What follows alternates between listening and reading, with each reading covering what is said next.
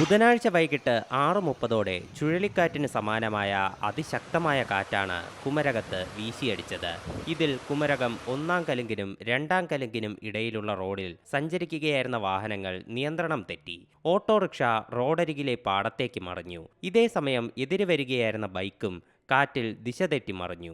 അപകടത്തിൽപ്പെട്ട വാഹനങ്ങളിലെ യാത്രക്കാർ പരിക്കേൽക്കാതെ രക്ഷപ്പെട്ടു. ചെങ്ങളം ജോഷി രാമങ്കരിയുടെ കാറിന്റെ ഫ്രണ്ട് ക്യാമറയിലാണ് ഇതിന്റെ ദൃശ്യങ്ങൾ പതിഞ്ഞത്. 2-ാം കലുങ്കിന് സമീപം റെജിയുടെ വീടിന് മുകളിലേക്ക് പരസ്യ ബോർഡ് വീണ് നാശനഷ്ടം ഉണ്ടായി. കൃഷി ആവശ്യങ്ങൾക്കായുള്ള നെൽവിത്തും കക്കയും ഉപകരണങ്ങളും സൂക്ഷിച്ചിരുന്ന ഷെഡിന്റെ മേൽക്കൂര ഷീറ്റും തകർന്നു. കൂടാതെ 60ഓളം ഏത്തവാഴ ഉൾപ്പെടുന്ന കൃഷിയും ഒടിഞ്ഞു വീണ് നശിച്ചു. വാട്ടർ ടാങ്ക് നിലത്ത് വീണു. സമീപത്തെ തീർത്ഥം വാട്ടർ പ്യൂരിഫിക്കേഷൻ സിസ്റ്റം ഓഫീസിന്റെ ചില്ലുകൾ പൂർണ്ണമായും തകർന്നിട്ടുണ്ട്. സ്ഥലത്തെ വൈദ്യുതി ബന്ധവും തടസ്സപ്പെട്ടു. Zee Malayalam news, Kottayam. പുതിയ വാർത്തകളും വിശേഷങ്ങളും ഇനി വിരൽ തുമ്പിൽ. എല്ലാ ഡിജിറ്റൽ പ്ലാറ്റ്ഫോമുകളിലും ഇപ്പോൾ സീ മലയാളം ന്യൂസ് ലഭ്യം.